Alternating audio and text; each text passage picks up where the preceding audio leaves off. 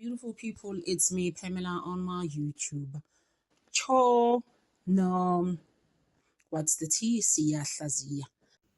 Guys, I guess unpacking Nancy Ndaba Kodema Natasha busy dragging South Africans. Guys, you know what? This has been said so many times. South Africans are lazy in yay. Now, guys, if I can tell you, some of us also come God. Now, mind you have 4 YouTube channels. We are 7. We've been working for 20. Some of us have been working for 27 years, guys. 27 years is not some plaything. Ngasebenza say ku-UJ angithi manje kwakusayi-Vets Tech when I worked.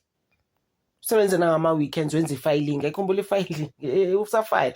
Manje angithi say everything is computerized now. Ngitshala ngento ezabo 93 la, 94. Do you see the time? Before umbuso rights for us South Africans, maybe I should say as abantu abamnyama. Guys, I can't even go buyele lapho ukuthi konje umuntu wayesebenza kwasayi-Technicon phela i-UJ nje bese kwaba i-university ayisayi-Vets Tech thina when we were there. Babengabaningi abantu abamnyama at that time. When I started mina Vets Tech, I was there 93, 94, 95, 3 years.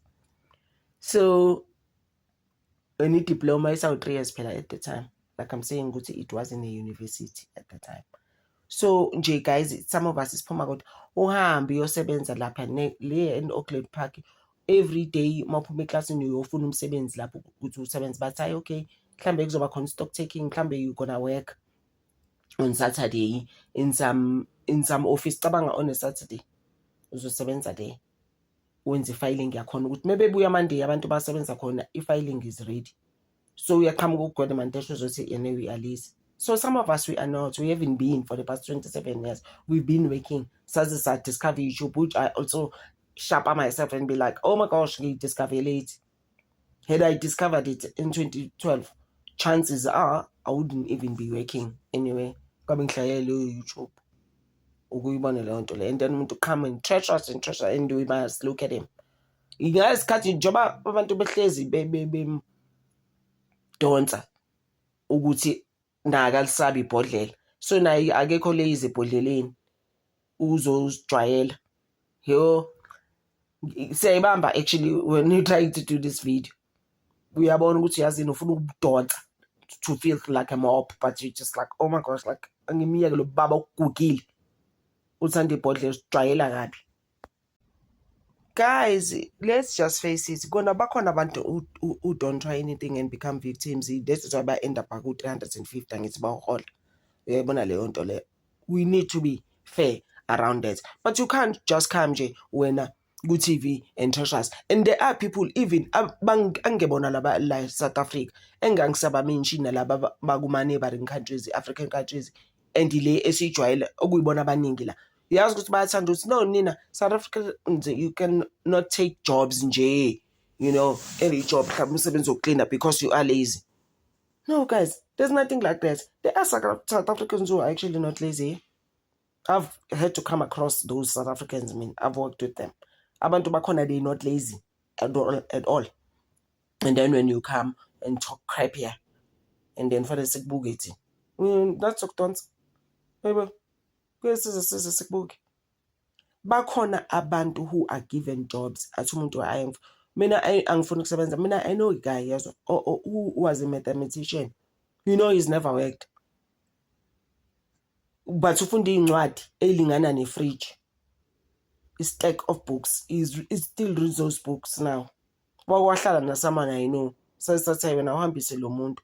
Lo muntu ungazasebenza umuntu ozokutshela ukuthi makufanele ngikutshela ngento ya 20 years ago. Makufanele usafuna umsebenzi uzokutshela ukuthi uzwa amazwi.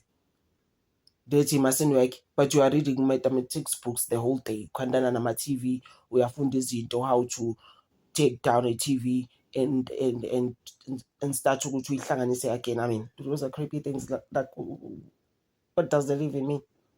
Doesn't even make sense. They want. It's just like, please, like honestly. So I understand those are the people I'm talking about. Abantu bakhona, they can actually get jobs. But zokutshela story nje tengazwakani. Awazi noma ifiye noma yini, but nje akafuna ukufuna umsebenzi umuntu okhona. Akafuna nje ukuzama lutho. Nale YouTube ngiyazama. Ayikho into azozama. Feel nje ukuthi nje why must I work? I don't have to work.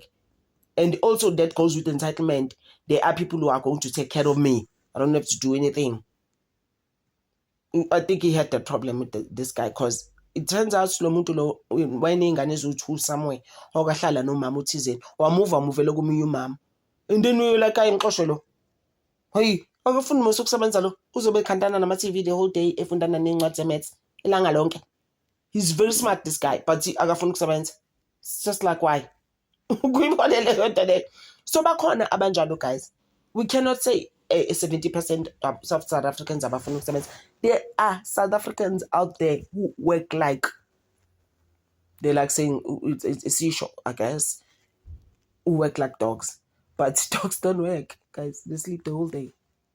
That's all they do. And they're full out there. So you can't say that, bruh. And then we must look at you. Ukwedemantashe, please. Aye.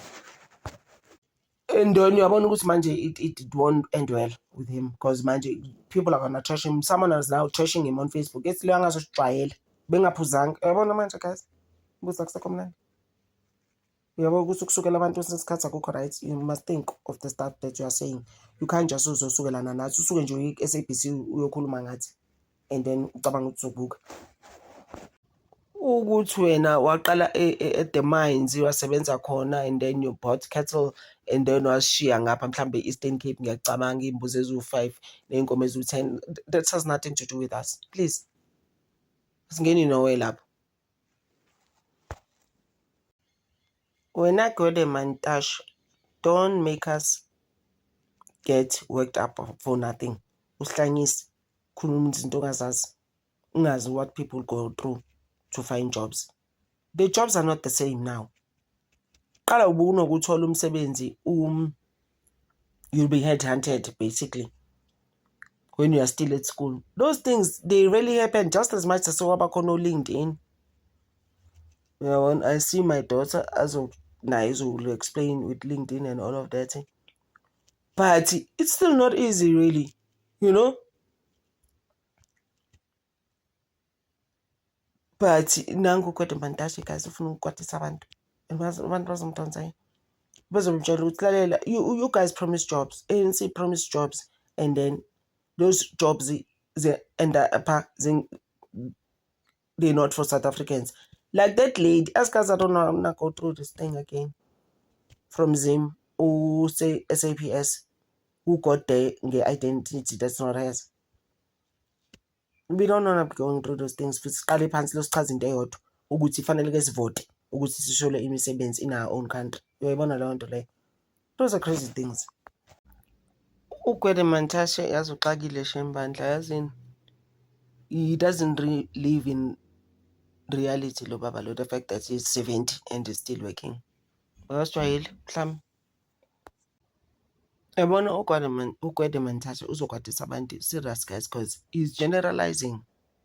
He has no information. Akasazi nana stats abantu abasebenza nabangasebenzi and he doesn't know what South Africans have to go through to find jobs.